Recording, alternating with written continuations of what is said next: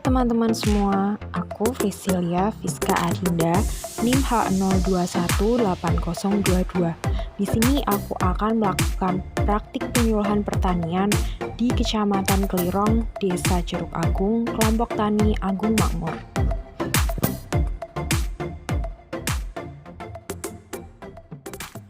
Assalamualaikum warahmatullahi wabarakatuh. Waalaikumsalam warahmatullahi wabarakatuh. Selamat siang Bapak Ibu semuanya. Di sini saya Frisilia Fiska Adinda. Saya salah satu mahasiswi program studi ilmu tanah Fakultas Pertanian Universitas 11 Maret. Di sini saya akan mewakili Bapak Ibu penyuluh pertanian dari Kecamatan Kelirong untuk menyampaikan materi penyuluhan pertanian. Nah, hari ini saya mengangkat tema mengenai kartu tani dan kelembagaan petani. Nah, pemilihan tema ini pastinya bukan tanpa alasan. Dari berbagai sumber, saya mendapatkan informasi bahwa di Desa Jeruk Agung ini sedang banyak komentar maupun selisih paham mengenai kedua hal tersebut.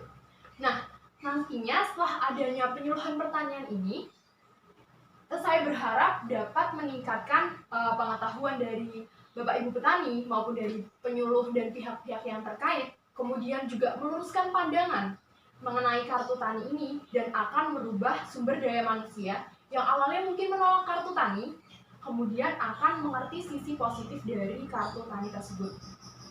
Nah, selain itu, pemilihan tema mengenai kelembagaan petani ini juga didasari oleh pengalaman dan informasi dari berbagai pihak bahwa kelembagaan petani di Kecamatan Kelirong, khususnya Desa Jeruk Agung ini masih lemah dan perlu dikuatkan. Nah, petani masih belum menyadari betapa pentingnya kelembagaan petani untuk meningkatkan kesejahteraan dari petani tersebut. Nah, untuk memulai kegiatan penyuluhan pada hari ini, mungkin saya akan memberikan kuesioner kepada Bapak Ibu semuanya. Kuesioner awal untuk dijawab mengenai kartu tani dan kelembagaan petani. Silakan.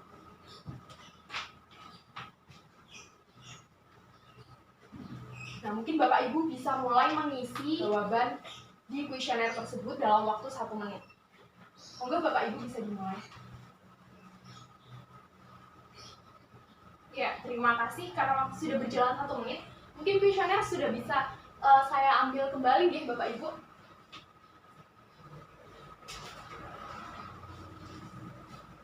Terima kasih. Nah, kemudian saya akan membagikan materi untuk penyuluhan kita siang hari ini. Nah, baik, saya akan memulai penyuluhan pertanian pada siang hari ini. Nah, sudah kita ketahui bahwa saat ini sudah meluncur program terbaru dari pemerintah, yaitu mengenai kartu tani. Nah, mungkin Bapak Ibu di sini juga sudah mendapatkannya. Tapi mungkin Bapak Ibu belum tahu sebenarnya apa sih itu kartu tani. Nah, kartu tani ini bentuknya seperti ini Bapak Ibu. Jadi di mana di bagian depan kartu tani itu terdapat nama dan NIK dari kartu tani tersebut. Kemudian bentuk dari kartu tani sendiri adalah seperti kartu ATM yang sering digunakan untuk membeli pupuk ataupun menggunakan fasilitas kredit usaha rakyat lainnya dari pemerintah. Nah, secara teori dan harapan dari pemerintah, kartu tani ini bisa memudahkan petani dalam mendapatkan saluran pupuk bersubsidi. Nah, hal ini tentunya berbeda dengan fasilitas pemerintah yang lainnya yang kadang masih salah sasaran. Sebenarnya sejak adanya kartu tani, ini banyak sekali hal-hal yang berubah dari sistem pertanian. Bisa kita lihat di leaflet yang ini. Jadi adanya kondisi sebelum dan sesudah adanya kartu tani, bahwa kondisi sesudah adanya kartu tani ini minim terjadi penyimpangan karena data dari petani berbasis nomor NIK dari Dukcapil yang dimana cara mendapatkannya ini lebih valid.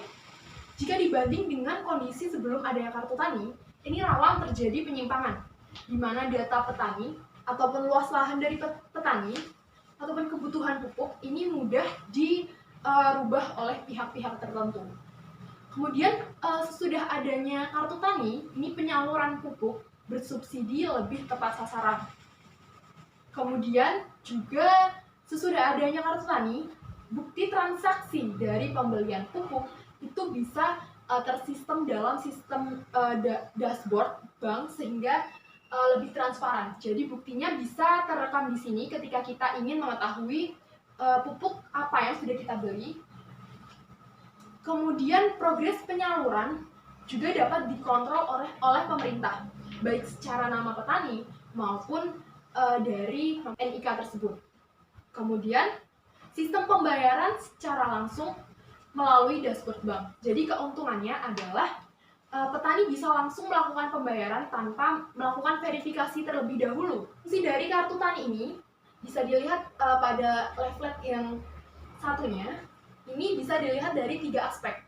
Yang pertama adalah fungsi informasi, yaitu memudahkan petani dalam mendapatkan informasi, baik mengenai data petani tersebut, informasi pupuk, maupun harga pupuk. Kemudian fungsi yang kedua adalah fungsi edukasi, di mana dengan adanya kartu tani ini, petani bisa melakukan konsultasi, baik kepada penyuluh pertanian maupun kepada badan-badan yang membawahi dari pertanian. Kemudian yang ketiga adalah fungsi transaksi, di mana adanya kartu tani ini memudahkan petani dalam melakukan transaksi pembelian pupuk bersubsidi dari pemerintah. Jauh info yang saya dapatkan dari kelebihan-kelebihan yang sudah ditunjukkan oleh kartu tani, ini banyak petani yang mengeluhkan mengenai pembatasan pemberian pupuk bersubsidi dari pemerintah.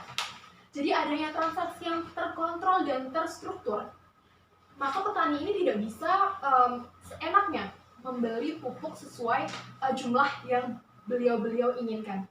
Nah, pastinya karena porsi dari pupuk yang didapatkan petani ini sudah disesuaikan dengan lahannya atau dengan jenis tanaman apa yang sedang petani kelola.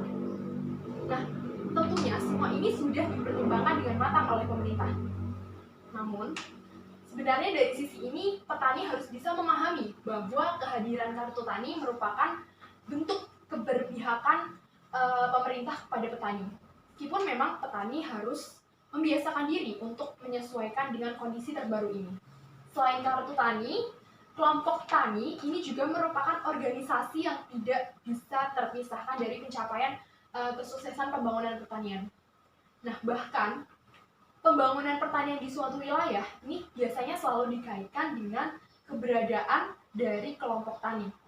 Nah, sementara itu, kondisi kelompok tani dari tahun ke tahun mungkin bisa dikatakan belum mengalami peningkatan atau mungkin masih berada di tempat yang tetap, bahkan mungkin cenderung menurun.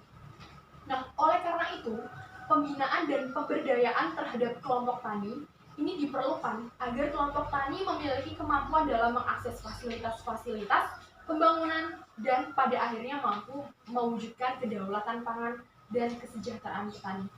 Nah, apa sih itu kelompok tani? Nah, kelompok tani ini merupakan kumpulan petani yang dibentuk atas dasar kesamaan kepentingan, kesamaan kondisi, kesamaan lingkungan, keakraban. Nah, ini tujuannya untuk meningkatkan dan mengembangkan usaha anggotanya.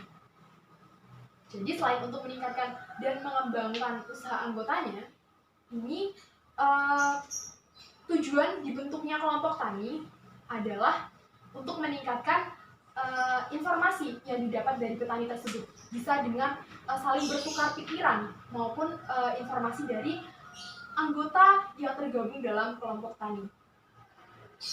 Kemudian juga bisa sharing mengenai pengalaman-pengalaman dari petani yang ada di kelompok tani tersebut. Nah, mungkin itu materi yang bisa saya sampaikan dalam penyuluhan pertanian siang hari ini.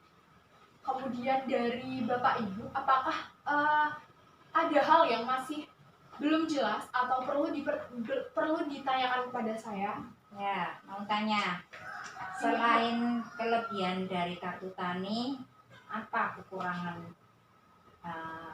manfaat kartu tani? Baik, terima kasih Ibu atas pertanyaannya. Mungkin di sini saya akan membantu menjawab. Ya. Jadi setiap program pemerintah yang dikeluarkan oleh pemerintah pastinya selain memiliki kelebihan, memiliki kekurangan juga. Nah, kekurangannya ini mungkin tadi datang dari sisi petani, di mana petani akan merasa terbatasi transaksinya maupun kurang bebas mendapatkan pupuk, dan lain sebagainya. Tetapi dalam mengeluarkan suatu kebijakan, pemerintah pastinya akan melakukan evaluasi terhadap keberjalanan dari program tersebut. Apakah sudah cukup menjawab pertanyaan dari Ibu? Oke, jelas. Ya, terima kasih Ibu. Apakah ada pertanyaan lain dari Bapak Ibu? Baik, jika tidak ada pertanyaan, nah mungkin sekian yang dapat saya sampaikan mengenai penyuluhan pertanian siang hari ini. Apabila ada kekurangan dari saya mohon maaf. Dan terima kasih atas partisipasi dari Bapak Ibu semuanya. Wassalamualaikum warahmatullahi wabarakatuh. Waalaikumsalam.